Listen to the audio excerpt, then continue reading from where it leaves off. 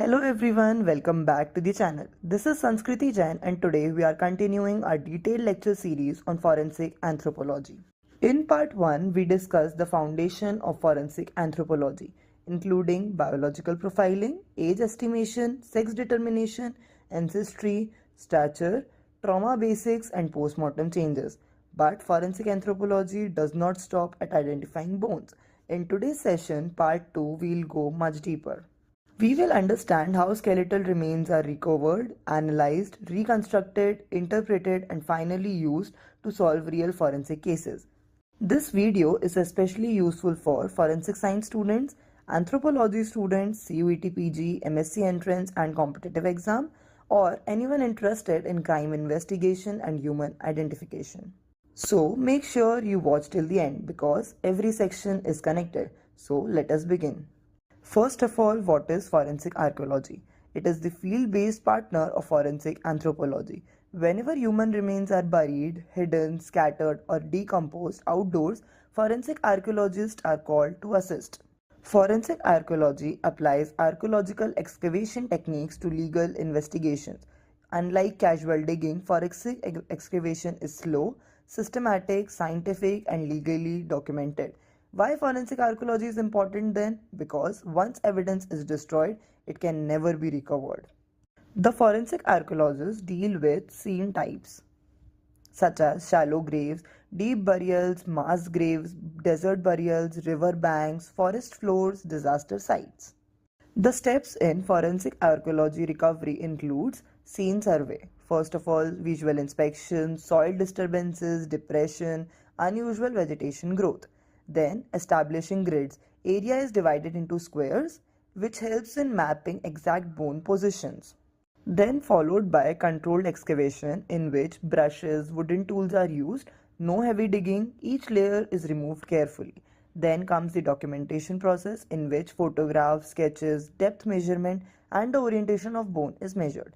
Then comes the evidence recovery, bones, clothing, bullets, jewelry, personal belongings. All recovered materials are sealed and labeled to maintain the chain of custody. Without forensic archaeology, forensic anthropology cannot function properly. Then comes the section 2, which is the recovery and laboratory process of skeleton.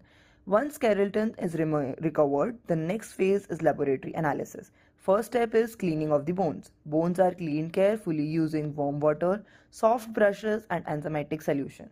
Boiling or chemicals are avoided because they damage the bone microstructure and destroy trauma evidences. Then step 2 is the sorting of bones. Bones are separated based on human versus non-human bones, adult versus juvenile bone, left or right, axial or appendicular skeleton. Fragmented bones are examined carefully. Then the third step is reconstruction. Broken bones are reconstructed using adhesive, clay supports, temporary mounts. This is essential because trauma patterns become visible, measurement becomes accurate, facial reconstruction becomes possible. Next comes the step 4, that is inventory. A complete skeleton inventory is prepared to determine which bones are present, which bones are missing, degree of completeness. This helps in identification and estimation minimum number of individuals. Then comes the estimation of time since death. One of the most frequently asked questions in forensic is how long has the person been dead? This is known as postmortem interval. The challenges in estimating the time since death include that there is no single method that gives an exact date. Forensic anthropologists always provide ranges, not the exact timelines. The factors affecting time since death include environmental conditions such as temperature, humidity, rainfall, sun exposure. Burial conditions include depth of burial, type of soil, soil acidity. Animal activity such as rodent growing, carnivore scattering, insect colonization. Then comes the bone weathering such as cracking, flaking, exfoliation, disintegration. Then the chemical changes such as loss of collagen, mineral exposure, etc. The importance of estimating the time since death is narrowing missing persons list, correlate with criminal timelines, and exclude unrelated cases. Then section 4 includes the skeletal trauma analysis. Trauma analysis is the heart of forensic anthropology. Bones preserve trauma permanently. Classification of trauma includes antemortem trauma before death, It shows healing. The indicators of antemortem trauma include rounded fracture edges, bone remodeling, callus formation. Examples are healed fractures, bone infections, surgical implants. These help in individual identification. Then comes the perimortem trauma, which is at the time of death, occurs when the bone is still fresh. Features include sharp fracture margins, plastic deformation, no healing. Types include blunt force trauma, sharp force trauma, gunshot wounds. Gunshot wounds show beveling and radiation fractures. Then the postmortem damage, which is after the death, occurs when the bone is dry. Indicators are jagged breaks, color differences, no fracture patterns caused in animals, weather, and excavation tools. Importance of trauma analysis. It helps determine the cause of death, manner of death, weapon type, and direction of force. Then the section 5 is all about forensic facial reconstruction. When identity cannot be established through skeletal analysis, forensic facial reconstruction is used. It is the scientific recreation of a face from the skull.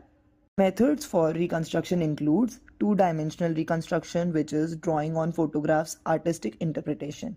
Then 3D reconstruction, which includes clay modeling, digital 3D software.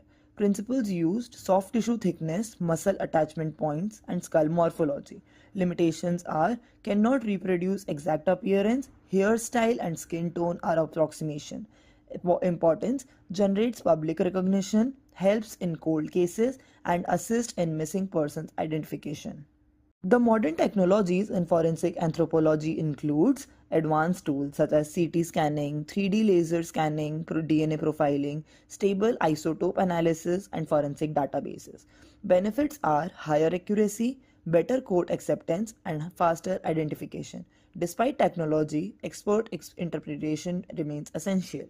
The forensic anthropologists work in several cases such as murder case, mass disaster, terrorist attack, war crimes, human right violation.